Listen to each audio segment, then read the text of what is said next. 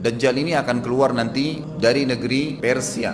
Sebuah kota dalam hadis sahih dikatakan dari wilayah namanya Yahudia. Allahu alam apakah dia dari turunan Yahudi atau bukan, tapi yang jelas Dajjal nama orang dipastikan disebutkan namanya dan cirinya. Dan dia akan diikuti dari wilayah Yahudia tadi di wilayah Khurasan. Kalau sekarang wilayah Iran, negeri Iran sekarang. Diikuti dengan 70.000 dari orang-orang Yahudi Khurasan. Dia akan keluar membuat kerusakan selama 40 hari. Kata Nabi SAW 40 hari itu sehari seperti setahun, sehari lagi yang kedua seperti sebulan, hari yang ketiga seperti sepekan, dan sisa harinya seperti hari kalian.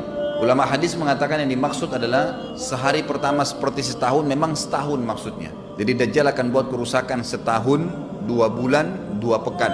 Dia akan keliling muka bumi semuanya, dan kata Nabi SAW, seluruh bumi ini akan dimasuki oleh Dajjal. Tidak tertinggal satu lorong, gang, jangankan kota atau desa, kecuali Dajjal akan masuk ke dalamnya, kecuali Madinah dan Mekah. Tidak bisa dimasuki oleh Dajjal.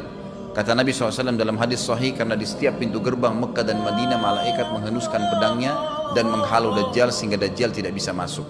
Ciri-ciri Dajjal disebutkan dalam banyak hadis yang sahih adalah mata kanannya yang paling pertama rusak seperti anggur kering. Kata Nabi SAW dalam hadis sahih, ketahuilah Dajjal buta mata kanannya dan Tuhan kalian tidak buta, karena dia akan mengaku sebagai Tuhan. Bagaimana bisa orang mau mengikuti dia? Karena dia diberikan kelebihan sama Allah SWT.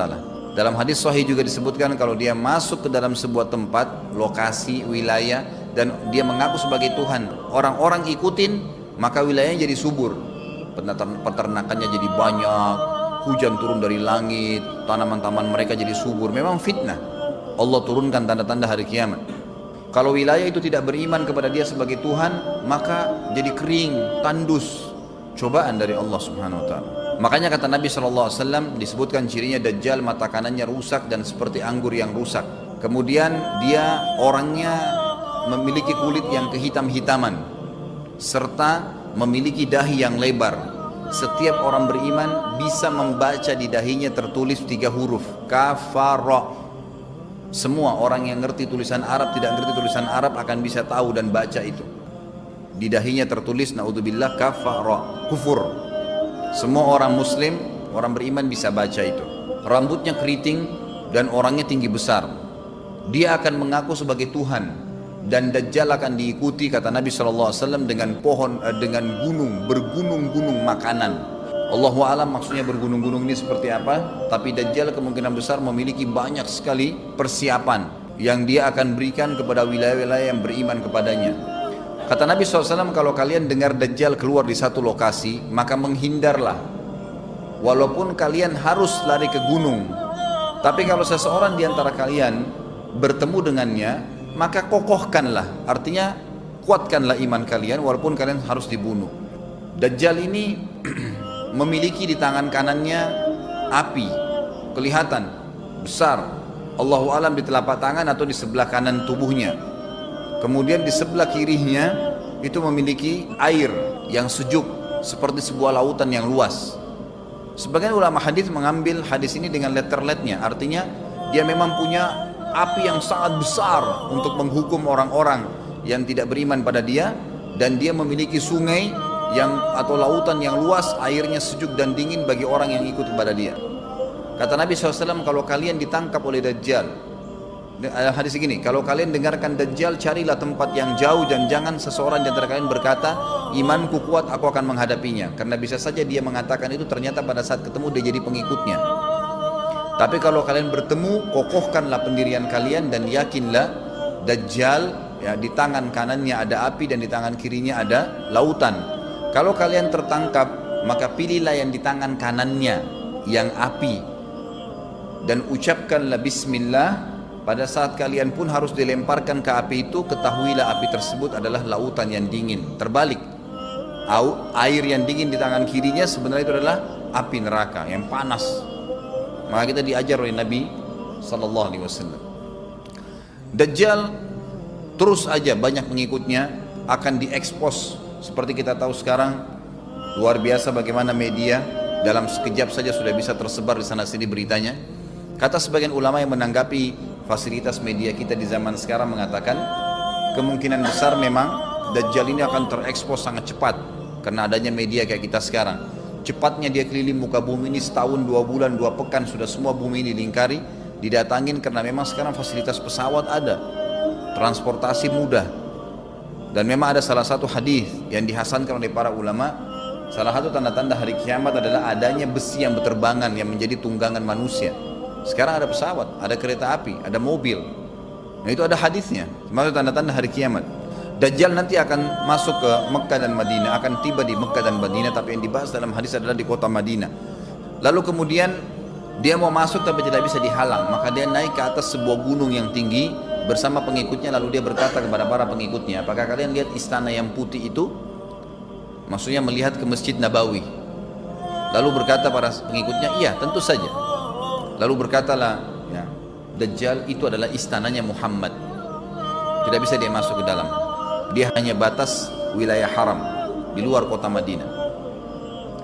Maka kata Nabi SAW, Dajjal pun menepukkan telapak kakinya ke bumi di luar kota Madinah, maka terjadilah gempa di kota Madinah, dan keluar dengan gempaan tersebut semua orang yang munafik, karena orang kafir nggak ada di Madinah. Semua orang yang di dalam hatinya ada sifat kemunafikan keluar dan jadi pengikutnya Dajjal karena goncangan itu. Dan tertinggallah di kota Madinah orang yang hatinya bersih imannya kepada Allah Subhanahu wa ta'ala. Lalu kata Nabi SAW akan keluar dari kota Madinah nanti saat satu orang anak muda dengan hikmah Allah, dia keluar dan orang ini bersih hatinya dengan keimanan, maka Dajjal pun menangkapnya. Lalu dia ingin mendemokan kemampuannya di depan para pengikutnya. Lalu kemudian Dajjal pun mengatakan kepada anak muda tersebut, saya Tuhanmu. Anak muda itu mengatakan, kau adalah Dajjal yang telah disampaikan oleh Nabi kami Muhammad SAW. Maka dia pun mengambil gergaji, sebagian hadis lain menjelaskan alat yang tajam, lalu membelah dua anak itu. Dari kepalanya dibelah sampai ke kemaluannya, terbelah dua kiri kanan. Lalu Dajjal lewat di tengah-tengahnya, demo sambil ya dilihat oleh para pengikutnya dan mereka bersorak-sorak. Lalu Dajjal mengatakan, bersatu kembali jasadnya. Kata Dajjal dalam hadis ini, apakah kau sudah yakin saya Tuhanmu? Anak muda itu mengatakan, saya bertambah yakin kalau kau adalah Dajjal yang disampaikan oleh Nabi SAW. Kata Nabi SAW dalam hadis penutup, ini hadis sahih riwayat Bukhari, riwayat Muslim, ahli sunan, semua menukil tentang masalah Dajjal. Saya tidak sebutkan siapa-siapa perawinya karena memang ini semua hadis sahih. Cukup banyak hadisnya, saya satukan saja, jadi merangkai seperti sebuah cerita. Maka Dajjal pun akhirnya setelah itu tidak mampu menyentuh anak muda lagi. Anak muda itu Allah SWT sudah selamatkan dia. Ringkas cerita, Mekah sama Madinah cuma dia laluin, kemudian dia menuju ke Palestina. Pada saat tiba di Palestina, Dajjal sendiri tidak tahu kalau ajalnya sudah dekat. Maka dia pun akhirnya berdemo di sana, menganggap dia punya sebuah kerajaan, sampai di daerah Palestina, tepatnya sekarang Israel. Subhanallah, direbut wilayah itu oleh Israel tanpa mereka sadari. Dalil-dalil wahyu menuntun mereka ke situ. Ada sebuah kota namanya kota Babulut di Israel. Itu kota itu ada, saya pernah lihat cuplikannya, termasuk kota yang diidolakan di dalam negeri Israel sendiri, namanya Babulut. Subhanallah, hadis menyebutkan nama Babulut. Hadis Nabi SAW dari 1400 tahun yang lalu mengatakan, nanti Dajjal akan berkumpul di sebuah wilayah namanya Babulut di Syam. Maksudnya di Palestina itu, Israel sekarang. Ada kota Babulut dan orang Yahudi sekarang lagi gencar membangun kota itu dan dianggap kota favoritnya Israel. Subhanallah. Dajjal akan masuk ke sana dan berkurung diri. Pada saat dia tiba di Palestina, waktu yang bersamaan di kota Madinah berkecamuk. Kaum muslimin sepakat semua keluar untuk mengejar Dajjal dan membunuhnya. Keluar dari kota Madinah satu orang yang namanya seperti namanya Nabi Muhammad SAW, Muhammad bin Abdullah, dan dia dari turunan Nabi SAW juga. Kata Nabi SAW, akan keluar nanti ya, seseorang dari kota Madinah, dari keturunanku, yang namanya seperti namaku, Muhammad bin Abdullah, juga sama posternya, parasnya seperti aku, sama dengan Nabi SAW, persis alisnya, rambutnya, kulitnya, dari turunan Nabi SAW, tapi dari asli kota Madinah. Sebagian ulama hadis mengatakan dari turunan Hasan radhiyallahu anhum ajmain. Intinya kata Nabi SAW akan keluar nanti dari kota Madinah, tapi akhlaknya bukan seperti akhlakku. Tentu tidak mungkin ada orang yang sama dengan akhlak Nabi SAW. Kata Nabi SAW, Allah mengubah dia dalam sehari semalam. Tiba-tiba berubah menjadi orang baik dalam sehari semalam, jadi orang faham agama. Lalu orang-orang pun akan datang kepadanya dari masyarakat Madinah berkata, engkau adalah turunan Rasulullah Sallallahu Alaihi Wasallam, pimpinlah kami berperang melawan Dajjal. Maka dia pun menolak. Dia menolak awalnya, kemudian dia menuju ke Mekah diikutin dengan 300 orang pertama dari kota Madinah. Sampai di Mekah, setelah selesai dia tawaf, maka seluruh muslimin menunjuknya sambil mengatakan engkau harus memimpin kami. Dan orang ini punya julukan Mahdi, dikenal dengan Imam Mahdi. Inilah tanda-tanda kiamat yang kedua. Setelah Dajjal keluar, buat kerusakan di muka bumi tadi selama 40 hari itu atau setahun lebih. Kemudian keluarlah tanda-tanda kiamat kedua pada saat dia sudah tiba di kota Babulut di Israel. Keluarlah si Mahdi ini.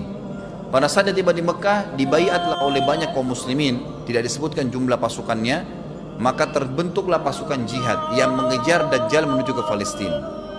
Lalu keluar tanda-tanda kiamat 3, langsung berentetan semua. Makanya ulama mengatakan tanda-tanda kiamat kecil itu antara satu sama yang lain ada jarak-jaraknya. Tapi kalau tanda-tanda kiamat besar sekali datang, maka datang semua. Walaupun memang ada masa, gitu kan, ada masanya.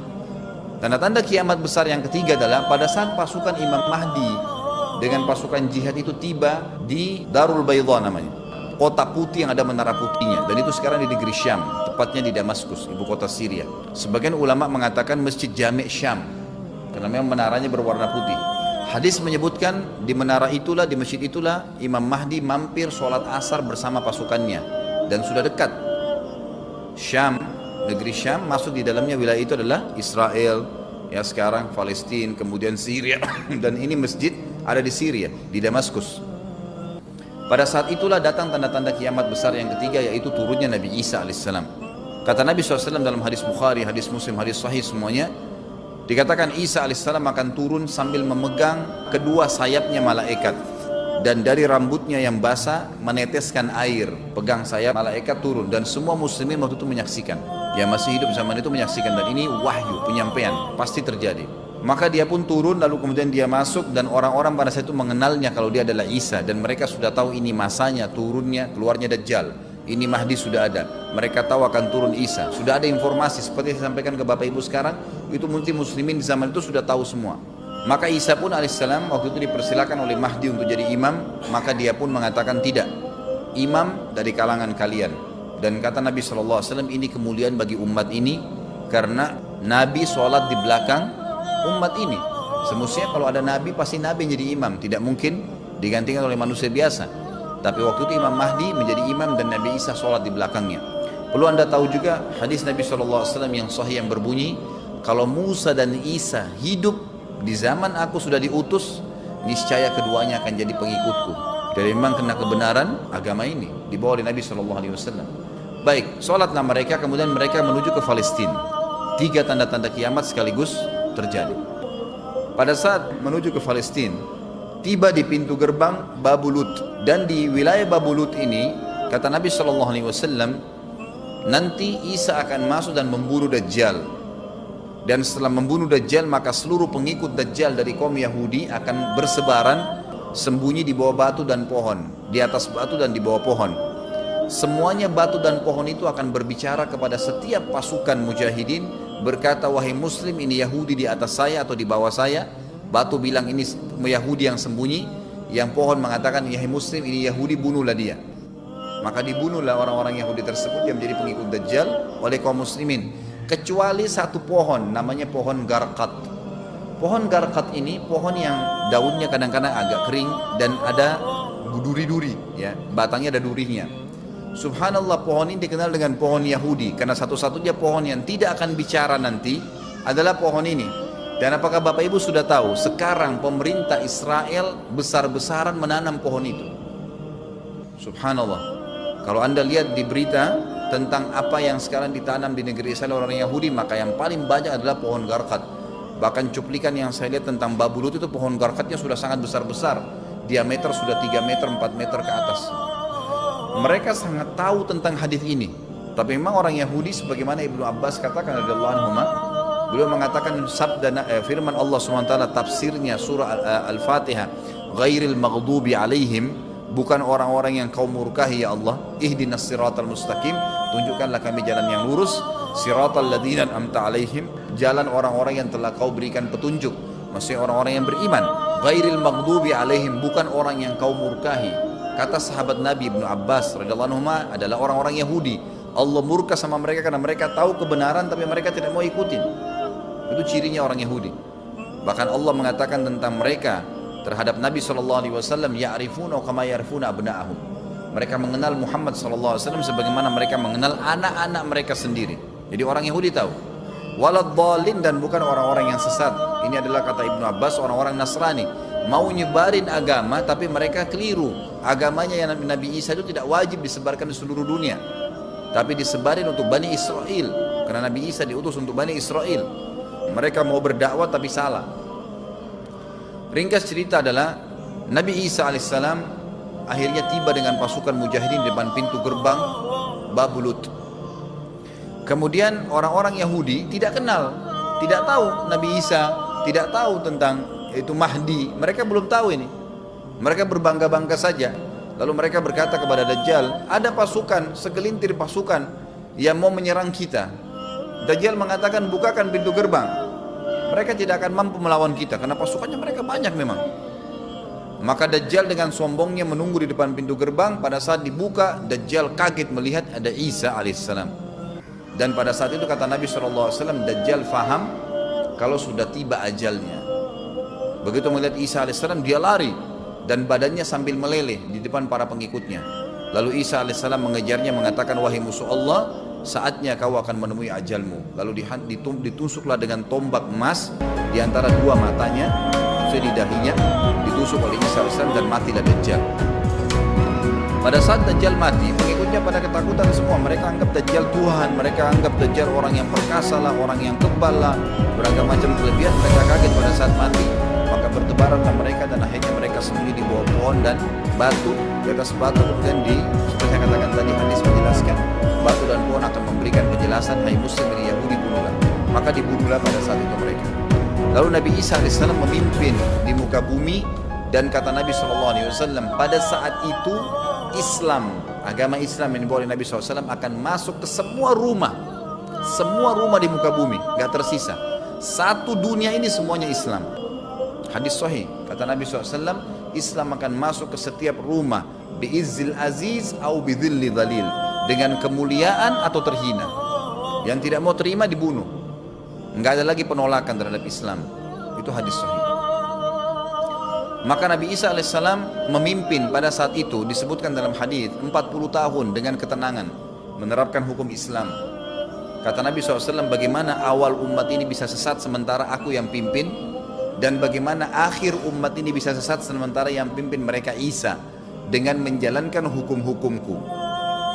Jadi Nabi Isa alaihissalam nanti menerapkan Al-Quran seperti yang kita lakukan, sholat segala ini sudah selesai, dikerjakan semua. Dan dalam hadis lain dikatakan Isa alaihissalam akan menghancurkan semua salib, membunuh semua babi. Enggak ada seekor babi pun hidup di muka bumi pada saat itu, semua salib dihancurkan. Dan yang menjadi tidak ada agama lain, semua Nasrani, Yahudi, Hindu, agama apa saja habis semuanya. Semuanya beriman kepada Allah subhanahu wa ta'ala dan menjadi muslim.